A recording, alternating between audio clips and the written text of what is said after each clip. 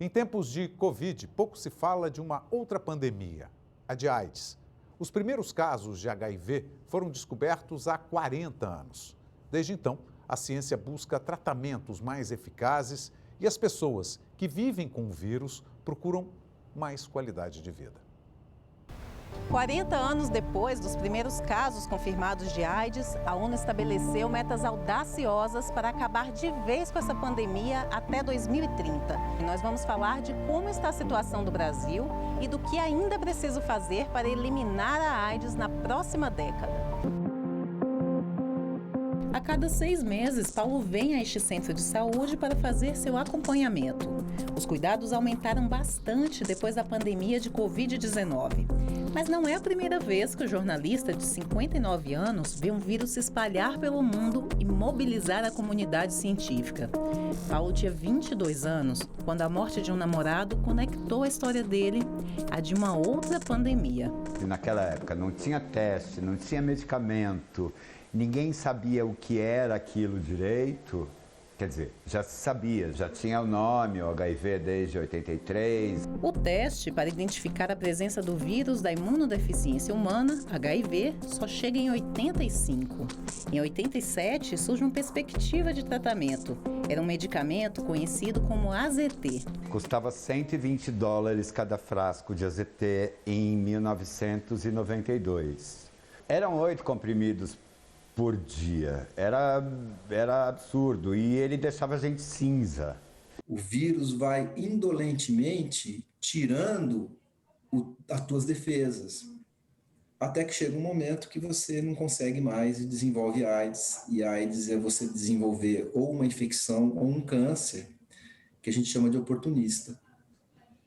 E aí com risco alto de morrer, porque você lesou toda a sua defesa do organismo. Eu tinha um filho único, no auge da beleza, da mocidade, do sucesso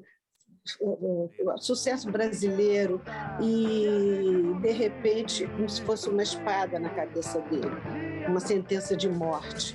Cazuza foi um dos primeiros artistas brasileiros a falar abertamente sobre a AIDS. O assunto era um verdadeiro tabu. Eu acho que ele foi uma pessoa super corajosa, que o melhor que ele deixou não foram só as belas canções, não foi a coragem de enfrentar a doença, mas aí ele disse uma coisa definitiva, ele falou: mamãe, quem canta Brasil mostra a sua cara, não pode esconder a sua num momento como esse. Brasil, mostra a tua cara! E ele serviu também de exemplo para milhões de soropositivos mostrarem as suas caras. Eu estou chegando perto dos 60 anos. Uma idade que eu jamais pensei que eu fosse chegar, mesmo antes de ter AIDS. Para mim é muito difícil chegar nessa idade.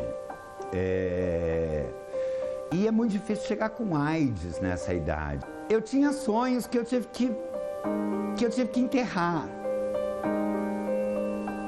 Né? Como todo garoto de 22 anos, né? Quando Cazuza morreu, em 1990, o Brasil registrava mais de 6 mil casos de AIDS. Só que nesta segunda década da pandemia, o país já contava com um sistema único de saúde criado pela Constituição de 88. E isso fez toda a diferença. O Ministério da Saúde disponibilizou gratuitamente medicamentos antirretrovirais e investiu em uma série de políticas públicas de prevenção. O Brasil acabou sendo exemplo para vários países, não só em desenvolvimento, mas até para o mundo inteiro. Ele era sendo chamado para conversar. Ele não teria acontecido se não tivesse esse arcabouço intenso, integral e respeitoso que é o sistema de saúde brasileiro. A gente tem essa oportunidade única na história de ver o aparecimento de uma epidemia global e o desaparecimento de uma epidemia global.